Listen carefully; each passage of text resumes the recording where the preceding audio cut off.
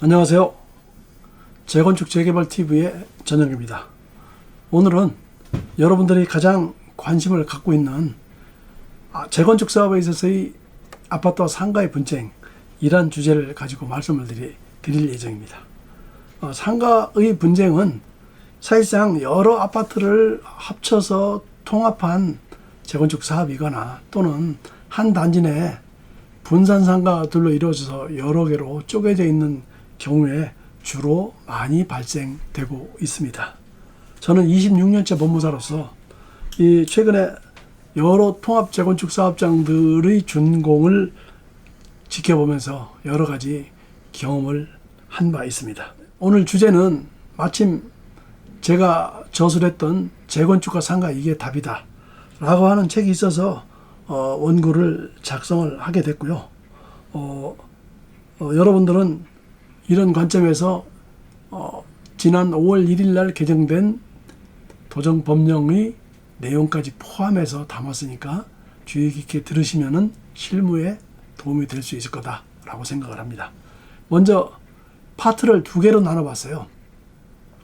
파트 1은 독립정산제와 상가 소유자의 아파트 공급, 파트 2는 아파트와 상가 갈등 예방 및 해소 방법 이렇게 나눠놨는데 파트 1에서는요 이렇게 제목을 만든 이유는 실질적으로 독립정산제가 나오게 되려면 상가가 그 주요 대상으로 떠오르게 되는 시점이 조합 설립을 위한 창립총회를 하면서 동별 동의 요건 및 상가의 동의 요건을 필수적으로 구해야 되기 때문입니다.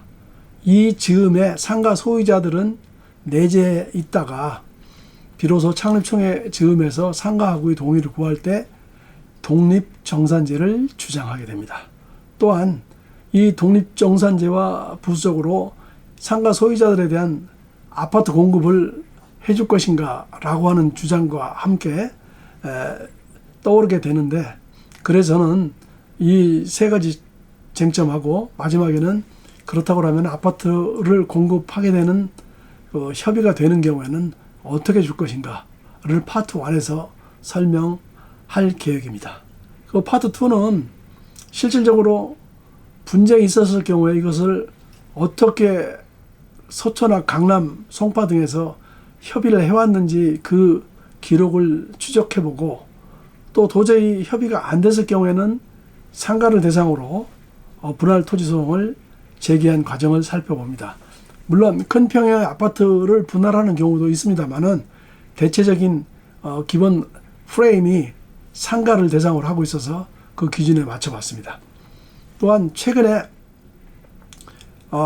개정된 도시정비 법령까지 포함해서 설명을 드리고 끝에 마지막에서는 상가에 관련된 판례를 소개하는 것으로 정리를 하도록 하겠습니다.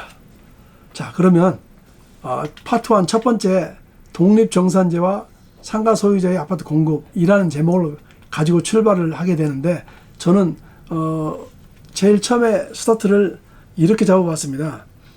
재건축 조합 설립 동의율과 함께 분쟁이 시작되다, 이렇게 소제목으로 정해봤는데, 그 이유는 상가에 대한 동의율이 창립총회 때만 필요하기 때문입니다. 그 이후에는 물론 상가도 동의를 받게 되겠지만 전체 소유자 속에 함몰돼서 n분의 1로 따지기 때문에 사실은 그 수에 밀려서 여러 가지 힘을 못 쓰기 때문에 상가 소유자들은 창립총회 때 자기네 주장을 고스란히 담아서 조합 정권에 담아서 이를 확보하려고 하기 때문입니다. 그래서 제일 먼저 분쟁의 문이 열리다를 이해하려면 최종 조합 설립 동의를 알아봐야 되겠죠. 그래서 2025년 5월 1일 개정된 도시정비 법령을 먼저 살펴봤으면 좋겠습니다. 아파트 재건축에 대해서의 전체 동의율은요, 아파트하고 상가를 합해가지고 모든 상가 소유자 수의 100분의 70, 그 다음에 그 사람이 깔고 앉아있는 대지 면적, 그러니까 토지 면적이죠. 100분의 70, 이렇게 동시에 충족하도록 하고 있습니다. 종전에는 75%였었는데 5%가 줄어들었다 이렇게 보시면 되겠죠. 다만 여기에서 간과하지 않아야 될 것은 전체는 이렇게 100분의 72개를 충족해야 되지만 여기 구성 요소로 아파트와 상가가 구성되어 있습니다. 아파트는 보통 주택 단지라 하면 여러 아파트가 각 동별로 구성되어 있겠죠.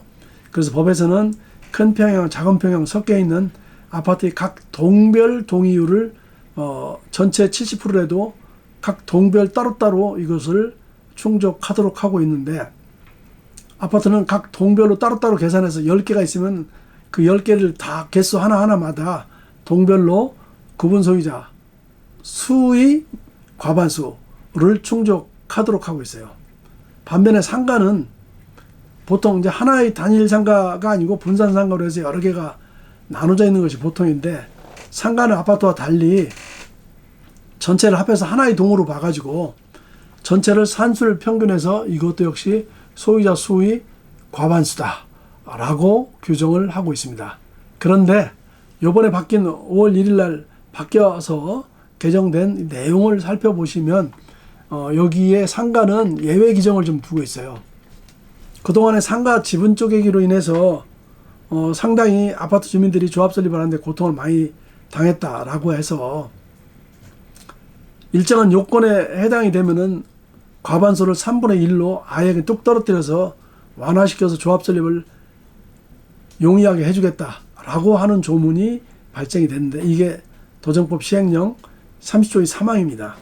간략하게 소개를 좀 드리면 25년 5월 1일 개정 시행된 그 상가의 경우 과반수 아닌 3분의 1 이상의 동의로 완화되는 규정은 이렇습니다. 기본계획 수립 고시일 이후에 시도지사가 따로 정하는 날에 그 다음 날부터 조합설립 인가 신청일까지 구분 소유자가 늘어나게 되면은 이것은 동의율을 확 낮춰버리겠다는 거예요. 다만 다음 각 호의 어느 하나의 요건을 모두 갖춘 경우에는 증가한 것을 보지 않아서 동의율은 그대로 과반수로 두겠다고 하는데, 예외 규정은 두 가지입니다. 하나는 영업 등 해당 복리시설의 용도로 사용하기 위해서 그 상가의 전유 부분을 분할하였고, 또 이렇게 영업을 목적으로 해서 분할한 사람이 그 분할된 전유 면적을 가지고 조합 설립까지 신청일까지 같은 용도로 사용하고 있어야 됩니다. 그러니까 두 가지의 요건을 다 충족해야지만 3분의 1로 아닌 과반수로 되고, 이 중에 하나라도 충족을 못하게 되면은 3분의 1로 동의가 된다는 이런 취지로 이해를 하시면 되겠습니다. 그리고 이 3분의 1과 관련돼 가지고 최근에 떠도는 소문에 의하면은 뭐 이제 중개업소에서 그거 너무 걱정하지 말아라. 왜냐하면은 영업 등 이 부분을 할 수 있다고 요청을 해가지고 신청을 하게 되면은 어지간하면 해준다라고 하는데, 제가 볼 때는 이 시행령 규정과 관련해서 이 그 용도로 나눠지고 활용하는 거에 대해서는 아마 조건을 걸을 확률이 높아요. 구도시계획위원회 심의를 받으라고 하는 경우에는 예를 들어서 중개업소를 한다고 짜겠다든가 아니면은 뭐 IT 업종 중에서 짜겠다든가 했을 때 해당 관련 자격증이나 실제로 이 사람이 영업행위를 지속적으로 했나, 이런 것들 따져봐가지고 불허가 결정을 나게 되면은 상당히 어려움을 겪을 수도 있다라고 얘기를 드릴 수 있겠습니다. 그리고 세 번째로는 왜 창립총회 때에 상가 소유자들의 요구가 이렇게 발생이 되느냐라고 하는 점은, 원래 추진위원회의 구성은 정비구역 내의 토지 등 소유자의 과반수면 됩니다. 아파트의 경우는 아파트 주민이 900명이고 상가 100명이라고 하더라도 상가를 제껴놓고 900 플러스 100 해서 1000이 되더라도 상가에서 51%만 받으면은 추진위원회 구성이 가능합니다. 따라서 이때는 아파트 소유자들이 상가 소유자들하고 협상 자체를 하지 않습니다. 시간도 없고. 그런데 이제 추진위원회가 구성이 되게 되면은 추진위원회는 조합 설립을 목적으로 하는 그런 단체이고, 또 창립총회를 위해서 소집을 하게 되는데, 그 소집 요건으로 조합 설립에 대한 동의를 충족을 해야 된다는 단서가 달려 있습니다. 그래서 조합을 설립하려면 당연히 상가의 동의가 필수적이고, 이에 상가 소유자는 이제부터 협상을 하면서 아파트의 공급이라든가 용적률 인센티브 또는 독립정산제 등을 요구하는 것이 일반적인 양태입니다. 왜냐?